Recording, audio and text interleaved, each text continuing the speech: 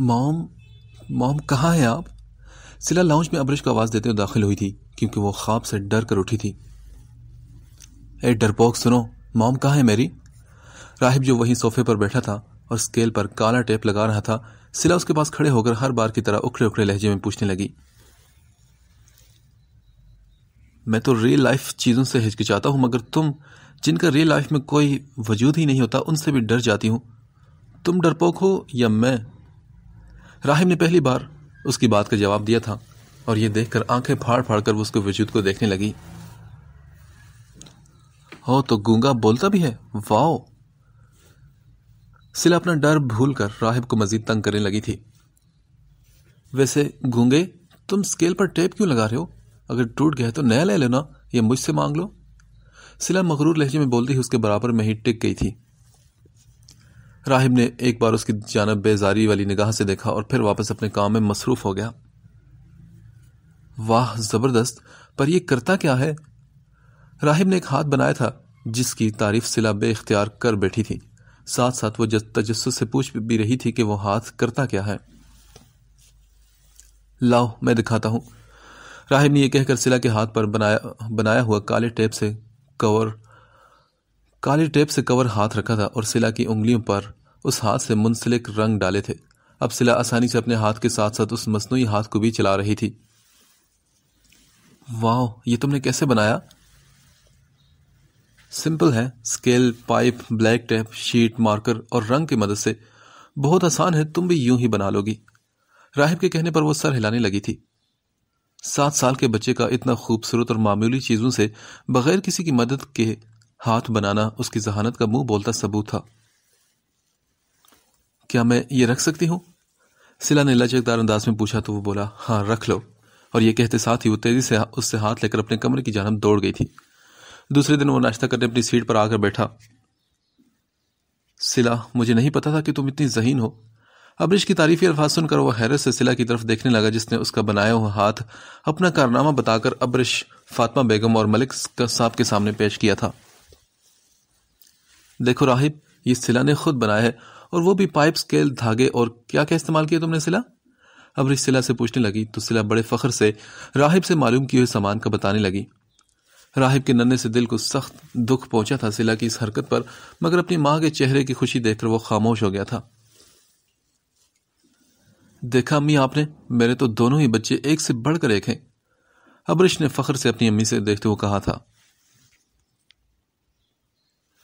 اس کا cell phone نہ جانے کب سے بج رہا تھا۔ وہ نہانے گئی ہوتی تبھی رضا بیگم کچن سے چلی آئی اس کی موبائل کی آواز سن کر۔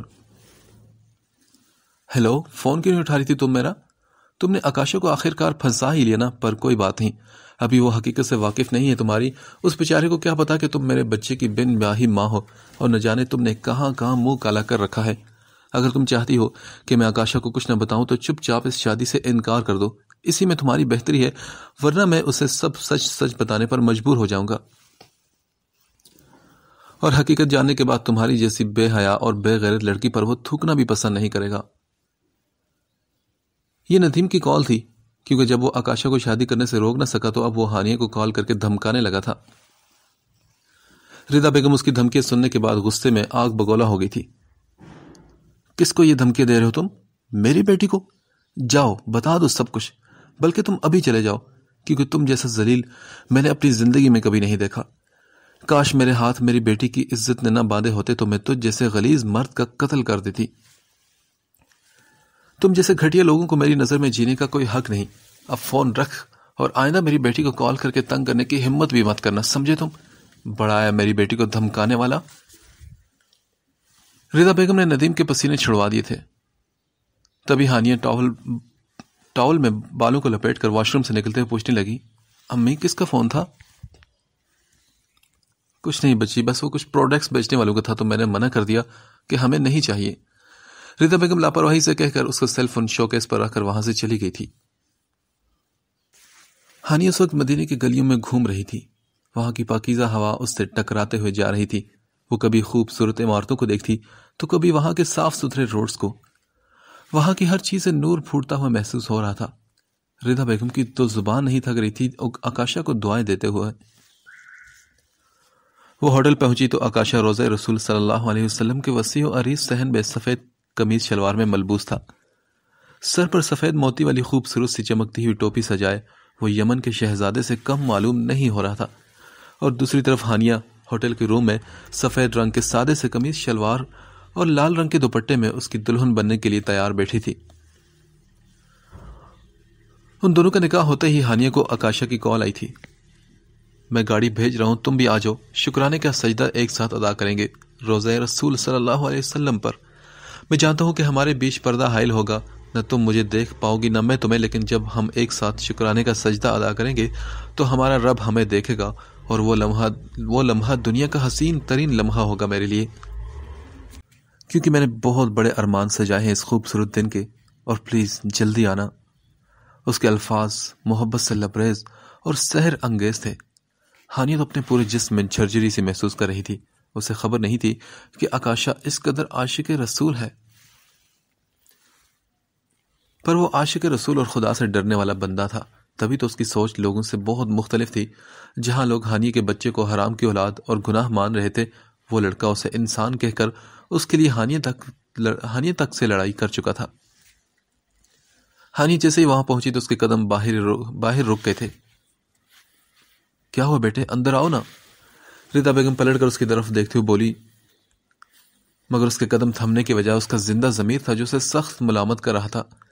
اس کی آنکھوں سے ایک ندامت سے بھرا آنسو ٹوٹ کر اس پاک اور مقدس فرش پر گرا تھا. وہ دل سے تڑپ اٹھی اور بولی، امی میں گناہگار بد کردار لڑکی، یہاں تو لوگ پلکے بچھاتے ہوئے آتے ہیں، یہ تو بہت پاک مقام ہے، مگر میں تو گندی ہوں، میں کیسے اندر آ جاؤں امی. وہ روتے ہوئے اپنی ماں سے کہنے لگی. پیچھے ہی زہلہ بیگم اور عائشہ باتیں کرتے ہوئے آ رہی تھی. کہیں وہ ہانیہ کی باتیں سن نہ لے، یہ خوف ردا بیگم کی جان نکالنے لگا. میری بچی چپ ہو جاؤ، کوئی سن لے گا. جس گناہ پر ابھی پردہ پڑا ہے، کہیں تیرا یوں تڑپنا اسے چاک نہ کر دے. سنبھال خود کو میری بیٹی اور اندر چل. میرے حضور صلی اللہ علیہ وسلم تو اسے بھی سینے سے لگاتے ہیں جو ہوتا نہیں منہ لگانے کے قابل بھی. وہ بڑے سخی اور معاف کر دینے والے ہیں. چل میری بچی اندر چل. رضا بیگم اس غم سے نڈھال لڑکی کو صحن میں لے کر آ رہی تھی، اور جیسے ہی ہانیہ کی نظر گنبد خضرا پر پڑی تو اسے لگا جیسے وقت تھم گیا ہو، جیسے اس کے الفاظ ساتھ چھوڑ گئے تھے. وہ بلک بلک کر رونا شروع ہو گئی اور ایسے تڑپ اٹھی کہ لوگوں کے کلیجے منہ کو آ رہے تھے. اس نے آکاشا کی کال پر بڑی مشکل سے خود کو سنبھالا اور اپنے بکھرتے جذبات پر قابو پا کر شکرانے کے نوافل ادا کرنے کے لیے کھڑی ہو گئی. دوسری طرف آکاشا بھی جائے نماز پر نیت باندھ چکا تھا. دونوں نے ایک ساتھ اس مقدس پاک زمین پر خدا کو شکرانے کا سجدہ کیا. آکاشا تیرا بڑا شکر گزار ہے مالک کہ تو نے مجھے میری سچی محبت عطا کر دی. آکاشا کے پاس آج الفاظ نہیں، بس سجدے میں سر جھکا کر تیری دی ہوئی اس عظیم نعمت کا شکر ادا کر رہا ہوں. آکاشا کے آنسو جائے نماز پر ٹپک رہے تھے. دوسری طرف ہانیہ بھی رب کے حضور سجدہ شکر میں دعا گو تھی کہ اے اللہ، میں گناہوں سے لڑتڑا ہوا وجود لے کر یہاں حاضر ہوئی ہوں. میں سچ کہتی ہوں کہ مجھے کچھ یاد نہیں کہ اس رات کیا ہوا تھا، مگر میں توبہ کرتی ہوں. اے میرے رب، میری توبہ قبول کر لے. میری غلطی ہے، میں مانتی ہوں. میں معافی مانگتی ہوں تو مجھے معاف کر دے، کیونکہ تو بڑا رحمان ہے. میرے گناہوں کی طرف نہ دیکھ، اپنی رحمت کی طرف نگاہ کر اور مجھے معاف کر دے میرے مولا. میرا بچہ وہ بے قصور تھا، مگر آکاشا ٹھیک کہتا ہے کہ معاشرے کے ڈر سے میں نے اتنی پرزور کوشش نہیں کی کہ امی کو روک لوں جتنی مجھے کرنی چاہیے تھی. یا اللہ تو اس کی حفاظت کرنا، اس کی ماں اس کے پاس نہیں. اے اللہ میرے بچے کو اپنی رحمت کے سائے میں رکھنا. ہانیہ تڑپتی بلکتی بے ترتیب جملے ادا کرتے ہوئے اپنی دعاؤں میں مشغول تھی. فلائٹ واپسی پر ہانیہ کی سیٹ پر بیٹھتے ہی عائشہ بیگم اس کے ساتھ بیٹھنے لگی کہ آکاشا نے اپنی جگہ پر بیٹھے بیٹھے آنکھوں کے اشارے سے ان سے کچھ کہا تو جواب میں انہوں نے ہاں میں سر ہلایا تھا. آکاشا جان بوجھ کر رضا بیگم کے ساتھ بیٹھا تھا اور باتوں ہی باتوں میں وہ انہیں اصل موضوع تک لے آیا تھا. تم کیوں جاننا چاہتے ہو بیٹا؟ تمہاری نئی زندگی شروع ہوئی ہے، تم اس پر دھیان دو. وہ بچہ ہانیہ کا ماضی تھا، اسے بھول جاؤ. رضا بیگم آکاشا کے سوال پر پریشان ہو کر بولی تو اس نے کہا، آپ تو ایسے بات کریے جیسے وہ کوئی معمولی سی چیز تھا. وہ ہانیہ کا بیٹا ہے آنٹی، میری ہانیہ کا بیٹا. آکاشا خاصا جتاتے ہوئے جذباتی ہونے کے باوجود رازدار آواز میں رنجیدہ سے لہجے میں بولا تھا، بیٹے میں نے مانا کہ تم بہت بڑے دل کے ہو، پر جو فیصلہ تم کرے ہو بالکل آسان نہیں۔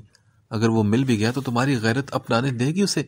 ہرگز نہیں، بلکہ جب تم اسے دیکھو گے تمہیں غصہ آئے گا، تمہاری غیرت جوش مارے گی اور تم ہانیے سے بھی بدظن ہونے لگو گے۔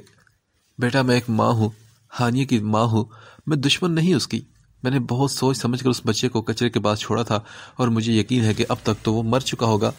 ویسے بھی وہ ایک گناہ تھا، ہماری سوسائٹی میں اسے گالی کی نظر سے دیکھا جانا تھا، اس کا مر جانا ہی بہتر تھا۔ ریتا بیگم کی باتیں سن کر آکاشا کا دل چاہا کہ وہ اپنا سر پیٹ لے۔ آخر وہ کس سے لڑے اور کس کو سمجھائے کہ وہ بچہ گناہ نہیں، وہ ایک انسان تھا، ایک معصوم بچہ۔ وہ گالی یا حرام یا گناہ کیسے ہو سکتا ہے؟ تو اس کا مطلب آپ نے سوچ سمجھ کر ایک انسان کو قتل کر دیا؟ میری نظر میں حلال و حرام سے کہیں اوپر اس کا انسان ہونا تھا، آپ نے جان بوجھ کر اسے مرنے کے لیے چھوڑ دیا۔ یہ تو ایک قتل ہے۔ سوری آنٹی، میں بہت سخت الفاظ استعمال کر گیا، مگر حقیقت تو یہی ہے۔ آکاشا گھمبیر لہجے میں کہہ کر وہاں سے اٹھ کر پچھلی والی سیٹ پر جا کر بیٹھ گیا۔ اس کا چہرہ غم اور غصے سے سرخ پڑ چکا تھا، جبکہ اس کے کہے گئے جملے ردا بیگم کے ضمیر کو بری طرح جھنجھوڑ رہے تھے۔ سب لوگ تھکے ہونے کی وجہ سے سو چکے تھے سوائے آکاشا کے۔ عشا خالہ معاہدے کے مطابق سب کے سونے کے بعد خاموشی سے ہانیہ کے پاس سے ہٹ کر آکاشا کی جگہ آ کر سو گئی تھی۔ ہانیہ بھی وہاں بیٹھے بیٹھے سو رہی تھی۔ آکاشا اپنی دلہن کے حسین چہرے کو محبت سے دیکھ رہا تھا۔ یہ تو آکاشا کے ساتھ ظلم ہے۔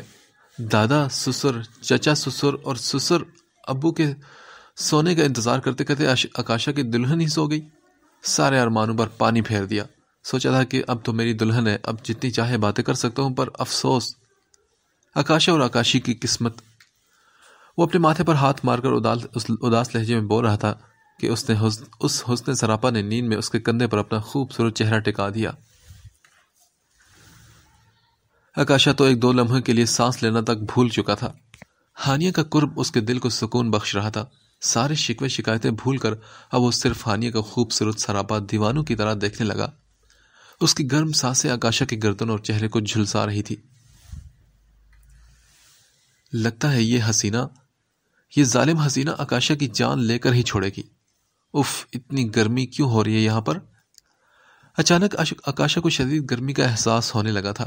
ساتھ ساتھ اس کے قرب کے سبب آکاشا کا سانس لینا بھی مشکل ہو چکا تھا۔ وہ ہاتھ کا پنکھا بنا کر خود کو ہوا دے رہا تھا۔ تھکن سے چور تو وہ بھی تھا۔ نیند کی آغوش میں جانے سے پہلے اس کا آخری خیال یہی تھا کہ ہانیہ کو جلد از جلد اس کے بیٹے سے ملوا دے گا۔ آکاشا کی باتیں ان کے ضمیر کو بری طرح جھنجھوڑ چکی تھی۔ کچھ راتوں سے نیند ان سے خفا تھی۔ ردا بیگم بستر پر لیٹی اس لمحے کو یاد کری تھی جس میں وہ بچے کو کچرے کے پاس چھوڑ کر آئی تھی۔ ان کے کانوں میں بچے کے رونے کی آواز آج پھر گونجنے لگی تھی، جس پر وہ اپنے دونوں ہاتھ کانوں پر رکھ کر اپنے ضمیر کی ملامت سے بھاگنے کی ناکام کوشش کر رہی تھی۔ میں نے قتل نہیں کیا میں نے کوئی قتل۔ آکاشا کے سخت جملے بار بار ان کی روح کو چھلنی کر رہے تھے۔ ردا بیگم چاہ کر بھی وہ دل خراش اور جان لیوا جملے بھول نہیں پا رہی تھی۔ اب ان کے دل میں شدید درد اٹھنے لگا۔ وہ ایک ہاتھ اپنے دل پر رکھ کر بڑی مشکل سے خود کو سنبھالتے ہوئے اٹھ کر پانی کا گلاس لینے کی کوشش کرنے لگی، مگر وہ درد اس قدر شدت اختیار کر گیا کہ انہیں موقع ہی نہ ملا پانی پینے کا۔ ان کے ہاتھ سے گلاس زمین پر گرا، جس کے شور سے برابر میں لیٹے اویس صاحب چونک کر اٹھے تھے، اور پھر ردا بیگم کو جلدی سے ہاسپٹل لے کر جایا گیا۔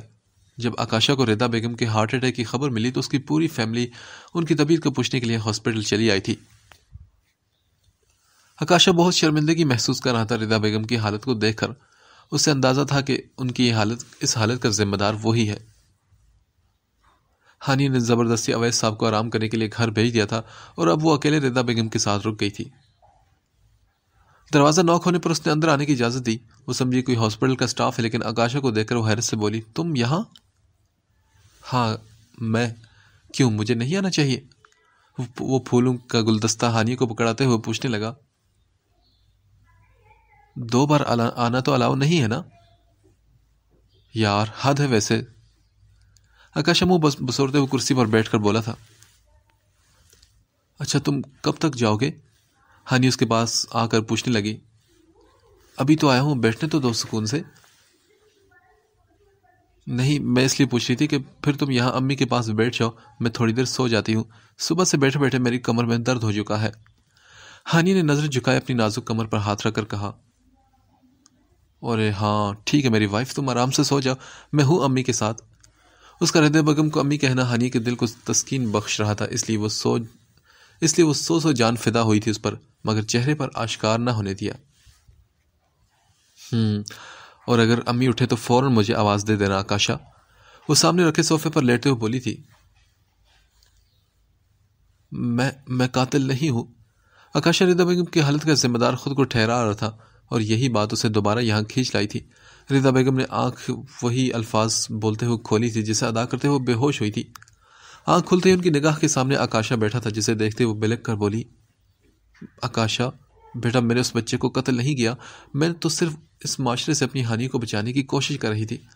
تم نہیں جانتے کہ یہ سوسائٹی زندہ دفن کر دیتی میری ہانیہ کو، میری معصوم بچی کو اس گناہ کی سزا دے دیتی جو اس نے کیا ہی نہیں۔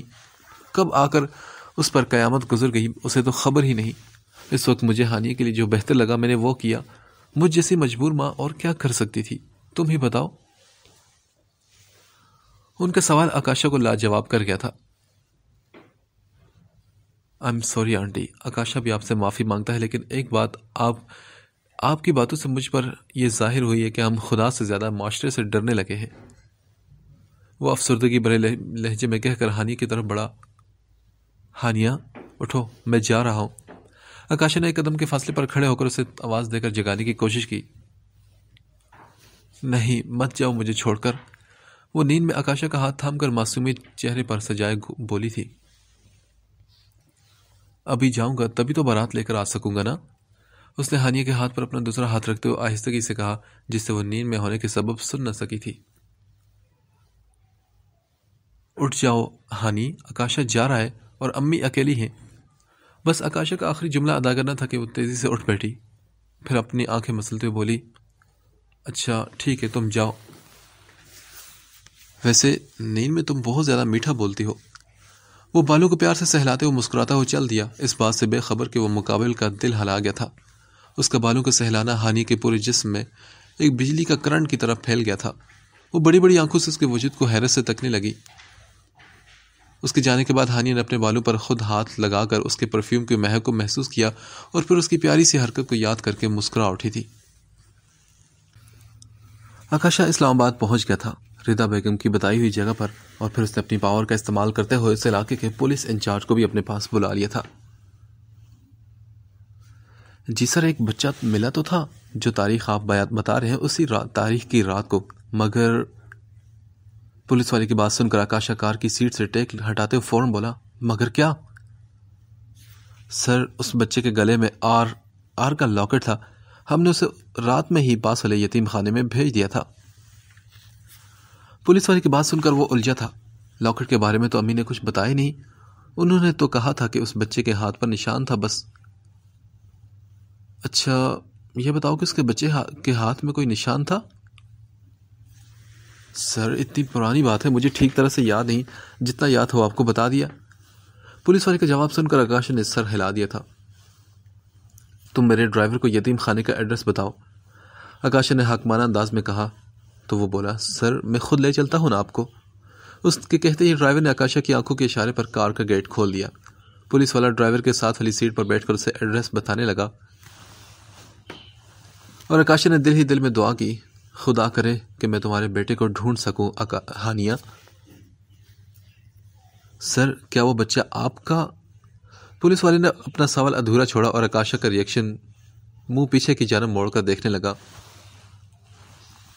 وہ بچہ میرا کون ہے اس سے تمہارا کوئی لینا دینا نہیں، آکاشا نے سنجیدگی سے جواب دیا۔ اوکے سر، جی سر ٹھیک ہے۔ پولیس والا پھر فوراً سیدھا ہو کر بیٹھ گیا تھا۔ کیا اس ڈیٹ کو اس لاکٹ والے بچے کے علاوہ کوئی اور بچہ ملا تھا؟ آکاشا گھمبیر لہجے میں پوچھنے لگا تو وہ بولا، نہیں سر، اس لاکٹ والے بچے کی قسمت اچھی تھی جو ایک فیملی راستہ بھٹک کر اس سنسان علاقے میں پہنچ گئی، ورنہ وہاں رات کے وقت صرف کتے بھونکتے ہیں، انسان تو دور دور تک نظر نہیں آتے۔ اگر کوئی اور بچہ ہوگا بھی تو وہ ضرور جانوروں کا لقمہ بن گیا ہوگا۔ پولیس والی کی بات سن کر آکاشا غم زدہ ہو گیا تھا۔ کچھ دیر بعد وہ لوگ یتیم خانے پہنچ گئے۔ یتیم خانے کے اونر نے بتایا، جی بچہ یہیں بھیجا گیا تھا مگر اسے پھر اڈاپٹ کر لیا گیا ہے۔ ان کی بات سن کر آکاشا پریشان ہو کر بولا، لیکن کس نے اڈاپٹ کیا ہے اسے؟ سر پلیز ویٹ، یہ ہمارے رولز کے خلاف ہے، ہم آپ کو اس سے زیادہ کوئی اور انفارمیشن نہیں دے سکتے۔ وہ خاتون چیئر سے ٹیک ہٹاتے ہوئے دونوں ہاتھ ٹیبل پر رکھ کر سنجیدگی سے بولی تھی، کیا آپ جانتے ہیں کہ آپ اس وقت کس سے بات کر رہی ہیں؟ میں آکاشا ہوں، آکاشا افتخار، سو پلیز یہ رولز مجھے مت بتائیں، مجھے صرف وہ بتائیں جیسے جاننے کے لیے میں اتنی دور سے آیا ہوں۔ آکاشا کے رعبدار انداز میں کہتے ہی پولیس والے نے آنر کو اشارتاً بتانے کو کہا، آئی ایم سوری سر، پر پہلے آپ مجھے یہ بتائیں کہ آپ کا راہب سے رشتہ کیا ہے؟ کیوں ڈھونڈ رہے ہیں آپ اسے؟ وہ خاتون نہایت اشتیاق سے پوچھنے لگی، اس لیے ڈھونڈ رہا ہوں کہ وہ بیٹا ہے میرا، آکاشا نے بھرمدار انداز میں کہا، جسے سنتے ہی پولیس والے اور یتیم خانے کے آنر کے کان کھڑے ہوئے۔ اچھا، اگر وہ آپ جیسے امیر آدمی کا بیٹا ہے تو وہ کچرے میں کیا کر رہا تھا؟ راحیلہ بیگم کی فیملی کو وہ کچرے میں ملا تھا، وہ خاتون سخت لہجے میں پوچھنے لگی۔ دیکھیں، فالتو کے سوال کر کے میرا اور اپنا قیمتی وقت ضائع مت کریں اور جلدی بتائیں کہ راہب کو کس نے اڈاپٹ کیا ہے۔ آکاشا نے اس بار مزید سرد لہجے میں کہا تو وہ خاتون اٹھ کر اپنی فائلز کھولنے لگی اور بولی، ابرش ملک نے راہب کو اڈاپٹ کیا ہے۔ اس خاتون کا انکشاف آکاشا کے سر پر ایٹم بم کی طرح پھوٹا تھا۔ یعنی راہب ابرش ملک؟ وہ بے یقینی سے کسی کیفیت میں بولا تھا۔ کیا راہب کے سیدھے ہاتھ کی کلائی پر کالے رنگ کا نشان بھی ہے؟ آکاشا تیزی سے پوچھنے لگا تو وہ بولی، جی بالکل ہے۔ اس خاتون کا جواب آکاشا کو کسی اور یاد میں پہنچا گیا تھا۔ تبھی آکاشا کو اس میں ہانیہ کی جھلک بھی نظر آئی تھی۔ ہیلو، مجھے ابرش ملک سے پرسنلی ملنا ہے، اپوائنٹمنٹ لے لو، آکاشا نے واپس آ کر کار میں بیٹھتے ہوئے اپنی سیکرٹری سے کال پر کہا تو وہ بولی، جی سر، جلد سے جلد ملنا ہے، یہ بھی سن لو آپ، آکاشا نے حکمانہ انداز میں کہا اور پھر وہ ابرش ملک سے ملنے کے لیے کراچی پہنچ گیا۔ جی السلام علیکم، بیٹھے آپ، میں میم کو بلا کر لاتی ہوں۔ ابرش کی خادمہ نے آکاشا کو لاؤنج میں رکھے صوفے پر بٹھا کر اوپر سیڑھی کی طرف قدم بڑھا لیے تھے۔ تھوڑی ہی دیر بعد ابرش تھکی آنکھوں اور مسکراتے ہوئے چہرے کے ساتھ آکاشا کے سامنے والے صوفے پر آ کر بیٹھی۔ جی میری سیکرٹری نے بتایا کہ آپ مجھ سے ملنا چاہ رہے ہیں، کوئی خاص وجہ ہے کیا؟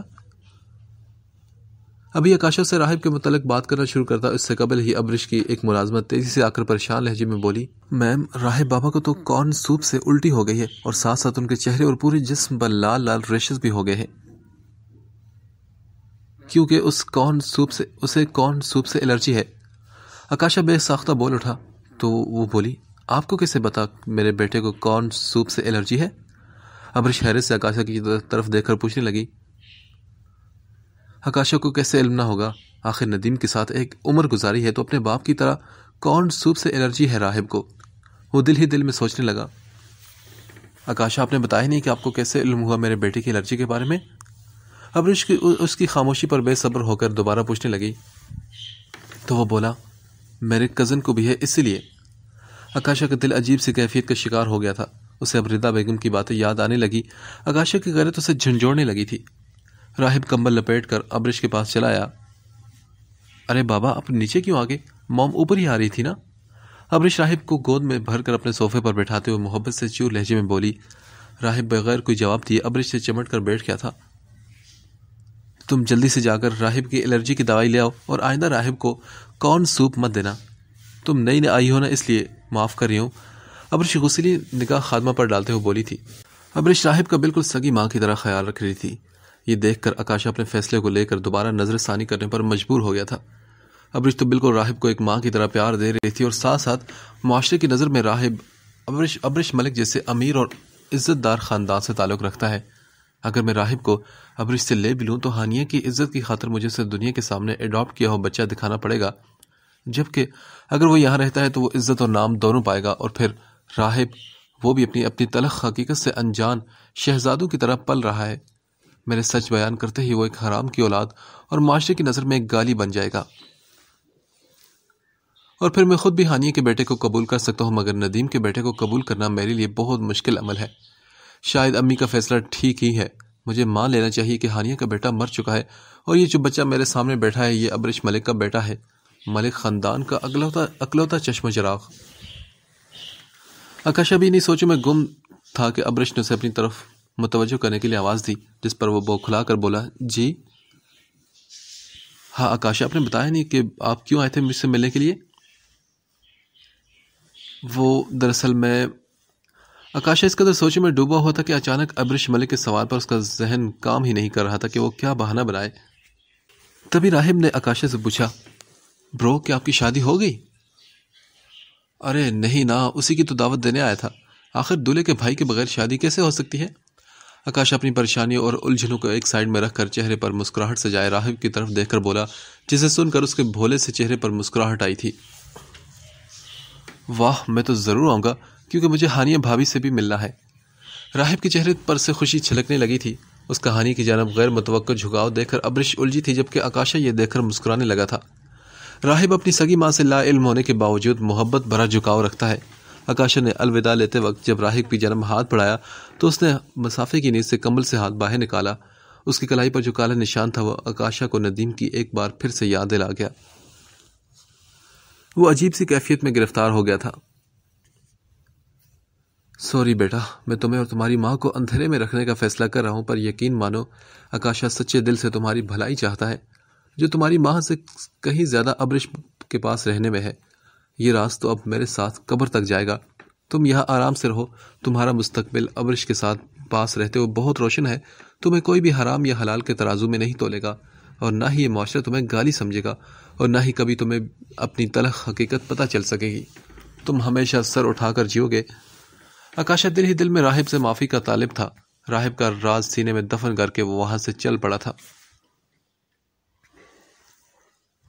ہیلو آکاشا، آپ کو نہیں لگتا کہ آپ شادی کا کارڈ دینا بھول گئے مجھے؟ ابرش نے اسے پیچھے سے آواز لگا کر کہا تو وہ بولا، اوہ آئی ایم ریئلی سوری، میں واقعی بھول گیا۔ چلے میں آپ کو بعد میں آ کر پرسنلی انوائٹ کر کے جاؤں گا، اسی بہانے راہب سے ملاقات بھی ہو جائے گی۔ آکاشا نے بات بنانے کی کوشش کی تو راہب مسکرا کر بولا، اوکے برو، میں ویٹ کروں گا آپ کا۔ آکاشا پھر کار میں آ کر بیٹھتے ہوئے ڈرائیور سے بولا، چلو لیکن کہاں سر، کدھر جانا ہے؟ بس کسی ایسی جگہ لے چلو جہاں مجھے کچھ سکون مل جائے، کیونکہ میرا دل بہت بے چین ہو رہا ہے۔ لگ رہا ہے کہ کچھ غلط کر آیا ہوں۔ بار بار سمجھا رہا ہوں اس دل کو، جو فیصلہ کیا ہے وہی سب کے لیے بہتر ہے، مگر پھر بھی دل پر ایک بہت بھاری بوجھ سا محسوس ہو رہا ہے۔ اس کے ڈرائیور نے اس کی بات سن کر سر ہلایا اور گاڑی سٹارٹ کر دی۔ سر ہم پہنچ گئے۔ آکاشا کا دل جو سکون نہیں پا رہا تھا وہ اپنی سوچوں کے درمیان ابھی بھی گم تھا۔ ڈرائیور کی آواز پر اپنے ہوش و حواس میں لوٹا، مسجد؟ ہاں سر، یہاں آپ کے دل کو سکون میسر آ جائے گا، آپ بالکل فکر مت کریں۔ ڈرائیور کی بات سے وہ بالکل متفق تھا۔ دل کا قرار تو خدا کے ذکر میں ہے، یہ بات وہ جانتا تھا۔ تبھی سر ہلا کر گاڑی سے اتر گیا۔ عصر کی نماز کا وقت ہونے کو تھا۔ وہ مسجد میں اپنے مہنگے جوتے اتار کر ننگے پاؤں داخل ہوا، کیونکہ مسجد کا ٹھنڈا فرش اسے سکون دے رہا تھا۔ پہلے سے بچھی ہوئی جانمازوں میں سے ایک پر وہ آ کر بیٹھ گیا تھا۔ تبھی ایک سفید داڑھی والے شخص نے اس کے کندھے پر ہاتھ رکھتے ہوئے کہا، بیٹا وضو کے بغیر نماز نہیں ہوتی۔ اوہ سوری، میں بھول گیا تھا، ابھی وضو کر کے آتا ہوں۔ یہ کہہ کر وہ فوراً وضو کرنے کے لیے چل پڑا۔ جب وہ وضو کر رہا تو تبھی اذان شروع ہو گئی تھی۔ اس نے جماعت کے ساتھ عصر کی نماز ادا کی اور دعا کی، اے اللہ مجھے معاف کر دے، میں ایک ماں اور بچے کو اندھیرے میں رکھ کر جدا کر رہا ہوں، پر تو گواہ ہے کہ آکاشا کے دل میں ان دونوں ماں بیٹے کے لیے صرف بہتری کا خیال ہے۔ آکاشا نے سوچ لیا کہ میں ہانیہ کو بہت محبت دوں گا، اتنی کہ وہ اپنے بچے کو غم کو بھول جائے گی، اور ساتھ ساتھ میں سوچ رہا ہوں کہ اسے لے کر میں ابراڈ چلا جاؤں، تاکہ راہب اور ہانیہ کا کبھی بھی سامنا نہ ہو پائے، ورنہ راہب کے ہاتھ کا نشان ہانیہ پر سارے سچ کھول دے گا۔ اے میرے مالک، میں راہب کو حرام اور حلال کے ترازو سے نکالنے کی کوشش کر رہا ہوں۔ ہانیہ دلہن کے لباس میں آسمانوں سے اتری کوئی پری معلوم ہو رہی تھی جب راہب اس کے کمرے کے پاس آیا اور بولا، کیا میں اندر آ جاؤں؟ وہ سرخ لباس میں مسکراتے ہوئے سر ہلا کر راہب کو ہال کے میک اپ روم میں آنے کی اجازت دینے لگی۔ واو، آپ تو بہت پیاری لگ رہی ہیں۔ راہب نے بے ساختہ تعریفی کلمہ ادا کیا تو وہ بولی، ارے یہ تو مجھے بولنا چاہیے، آج تو آپ بڑے ہینڈسم لگ رہے ہیں۔ ہانی اس کے ننھے سے قد کے مطابق خود کو جھکا کر اس کے گال کو پیار سے سہلاتے ہوئے فدا فدا نظروں سے اس کے وجود پر نظریں ڈالے بولی تھی۔ تبھی راہب بے یقینی سے بولا، کیا واقعی؟ ہاں بالکل، آپ تو میرے دل کو پہلی نظر میں بہت پیارے سے لگتے ہو، اپنے سے، مانو کوئی دل کا رشتہ ہو پرانا آپ سے۔ یہ جملہ ادا کرتے وقت نہ جانے کیوں اس کی آنکھیں بھر آئی تھی۔ ہانیہ کے دل کو ٹوٹ کر راہب پر پیار آیا تھا، اتنا کہ وہ اپنی شدت محبت کو روک نہ سکی۔ اپنے دونوں ہاتھوں سے اس معصوم کا چہرہ پکڑ کر روشن پیشانی کا بوسہ لینے لگی۔ راہب نے بھی اپنے ننھے منھے ہاتھوں سے اس کی آنکھوں سے بہتے اشک صاف کیے تھے۔ راہب تم کیوں اتنے پیارے لگتے ہو مجھے؟ پتہ نہیں، یہی تو میں سوچتا ہوں کہ کیوں اتنی پیاری سی لگتی ہیں آپ مجھے۔ وہ مسکراتے ہو کہہ کر ہانیہ کے ماتھے پر سجی بندیا پر اپنے ہونٹ مس کر دیتا ہے۔ بس اس کا محبت سے قریب آنا، اس کی مہک ہانیہ کے دل کو ایک انوکھی کیفیت میں گرفتار کر دیتی ہے۔ اس کے دل میں شدت سے خیال ہے کہ کہیں یہی میرا بیٹا تو نہیں۔ اور یہ خیال آتے ہی ہانیہ اس کے کف کے بٹن کھولنے لگی۔ ہانیہ تمہاری بارات آ چکی ہے۔ اف ماشاء اللہ، آج تو آکاشا قیامت ڈھا رہا ہے لڑکیوں کے دلوں پر۔ ماننے والی بات ہے کہ تمہارا دولہا نہ جانے کتنے دلوں کی دھڑکن ہے۔ آج تو بڑی بد دعائیں ملے گی تمہیں یار۔ راہب کے کف کا بٹن کھل ہی گیا تھا کہ ماہم نے آ کر اسے بارات کے آنے کی اطلاع دی اور ساتھ ہی وہ کمرے میں آ کر اسے چھیڑنے لگی۔ اور راہب آپ یہاں پر ہو؟ آپ موم کو بغیر بتائے یہاں کیوں چلے آئے؟ ابرش راہب کو ڈھونڈتے ہوئے کمرے میں آ پہنچی تھی۔ اس کی بات سنتے ہی ہانیہ سیدھی ہو کر کھڑی ہو گئی۔ ہانیہ سنبھالو خود کو، یہ ابرش ملک کا بیٹا راہب ہے، یہ تمہارا بیٹا کیسے ہو سکتا ہے؟ ہانیہ اپنے بکھرے ہوئے جذبات کو سنبھال کر خود کو سمجھانے لگی۔ ابرش ہانیہ سے ملنے کے بعد راہب کو لے کر وہاں سے چلی گئی تو ہانیہ نے سوچا کہ کیوں راہب کو جاتا دیکھ کر میرا دل بے قرار ہو جاتا ہے۔ ایسا لگتا ہے جیسے میرا کچھ کھو رہا ہو، جیسے کچھ چھوٹ رہا ہو مجھ سے۔ مجھے ادھورا پن محسوس ہونے لگتا ہے۔ وہ دل پر اپنا ہاتھ رکھ کر راہب کو جاتا ہوا دیکھ کر آہستگی سے بولی تھی، وہ تمہاری بیٹے کی عمر کا ہے نا، اس لیے کوئی بات نہیں، ایسا ہوتا ہے کبھی کبھی کہ پرائے بھی اپنے لگتے ہیں، کیونکہ کچھ لوگوں سے دل کا رشتہ جڑا ہوتا ہے۔ ماہم نے اس کی باتیں سن لی تھی۔ وہ ہانیہ کے پاس آ کر اس کے کندھے پر ہاتھ رکھ کر اسے تسلی دینے لگی۔ ارے دلہن صاحبہ، کیوں میک اپ خراب کرنے پر تلی ہو یار؟ رونا بند کرو، کاجل دیکھو سارا پھیل چکا ہے آنکھوں پر۔ میں نے کہا تھا تم سے کہ کسی بڑے پارلر سے تیار ہو جاؤ، تم نے میری بات سنی ہی نہیں۔ اب دیکھو سارا کاجل پھیل گیا۔ ابھی کسی بڑے پارلر سے تیار ہوئی ہوتی تو 2 بالٹیاں بھر کر آنسو بہا لیتی تو بھی کاجل خراب نہ ہوتا۔ ماہم منہ بسورتے اس کا کاجل جو پھیل گیا تھا اسے صاف کرتے ہوئے اسے چھیڑنے لگی تھی۔ ابے ماہم، تمہیں ہم نے ہانیہ کو لینے بھیجا تھا، تم یہاں کر باتوں میں لگ گئی۔ منیبا کمرے میں داخل ہو کر سر پکڑ کر بولی۔ اس کے چہرے سے ایسا لگ رہا تھا جیسے شادی کی ساری ذمہ داری اسی کے نازک کندھوں پر ہو۔ ہاں تو میں کیا کروں، اس کی حالت تو دیکھو۔ ماہم نے ہانیہ کی طرف اشارہ کیا تو منیبا نے پوچھا، ہانیہ کیا ہو، تم رو کیوں رہی ہو؟ کچھ نہیں منیبا، بس ویسے ہی۔ ہانیہ بھی بول رہی تھی کہ ماہم بیچ کنورسیشن میں کود کر بولی، کیونکہ انہیں ابرش ملک کا بیٹا اپنے بیٹے جیسا لگ رہا ہے اس لیے رو رہی تھی یہ محترمہ۔ یار ہانیہ، اتنا سمجھاتی ہو تو میں تم کیوں نہیں سمجھتی؟ بھول جاؤ اس کو یار، وہ اب واپس نہیں آ سکتا، تم اسے کھو چکی ہو، یہ بات مان لو۔ اس سے تمہارے دل کو سکون آ جائے گا اور تم آگے بڑھ سکو گی۔ ہانیہ دوست ہونے کے ناطے سمجھا رہی ہوں کہ کھوئی ہوئی چیزوں کے چکر میں نئی آنے والی چیزوں کو مت کھو جانا، ورنہ آج بھی صرف پچھتاوے تمہارے ہاتھوں میں اور کل بھی یہی رہ جائیں گے۔ اب آگے بڑھو اور جو مل رہا ہے اسے تھام لو، جو کھو گیا ہے اسے زندگی کے سفر میں بہتر یہی ہے کہ اسے بھول جاؤ تم۔ منیبا اس کے دونوں بازو پکڑ کر اسے سمجھانے کی کوشش کرنے لگی۔ ہانیہ اپنی نظریں جھکائے اپنے دلہے کی طرف قدم بڑھا رہی تھی۔ زندگی بھر کے لیے آکاشا کے ہاتھ کو تھام لو، وعدہ کرتا ہوں کہ کبھی نہیں چھوڑوں گا تمہیں۔ آکاشا نے ہاتھ اس کی طرف بڑھاتے ہوئے محبت سے چور لہجے میں کہا، اور اسی لمحے ہانیہ نے نظر اٹھا کر اپنے حسین دلہے کو دیکھا۔ تم پر بھروسہ ہے آکاشا، تبھی تو یہاں تک آ گئی ہوں تمہارے سنگ۔ ہانیہ نے آہستگی سے اس کے ہاتھ پر اپنا نازک ہاتھ رکھتے ہوئے کہا، اور وہ لمحہ حسین ترین لمحوں میں سے ایک تھا جسے کیمرے کی آنکھ نے قید کر لیا۔ راہب اور ماہم نے مسکراتے ہوئے ہانیہ کا شرارہ چھوڑ دیا تھا۔ برو تم بھی آؤ نا۔ ہانیہ کا ہاتھ مضبوطی سے تھام کر اس نے راہب کی طرف متوجہ ہو کر کہا تو راہب ایک قدم آگے آیا تو آکاشا نے اسے گود میں اٹھا لیا۔ کاش ہانیہ میں تمہیں بتا سکتا کہ راہب کوئی غیر نہیں، تمہارا اپنا بیٹا ہے۔ آکاشا نے کیمرہ مین کو اشارتاً اس لمحے کی تصویر لینے کا کہا جب آکاشا سٹیج پر راہب کو گود میں لیے ہوئے تھا اور ہانیہ سیڑھی پر اس کا ہاتھ تھامے کھڑی تھی۔ ہانیہ مسکراتے ہوئے کبھی اپنے حسین دلہے کو دیکھتی تو کبھی معصوم سے راہب کو۔ آج تو ہانیہ کے چہرے سے خوشی کے جام پھوٹ رہے تھے۔ نہ جانے کیوں راہب اور آکاشا کے ساتھ ہونے سے اس کا دل بہت پرسکون تھا۔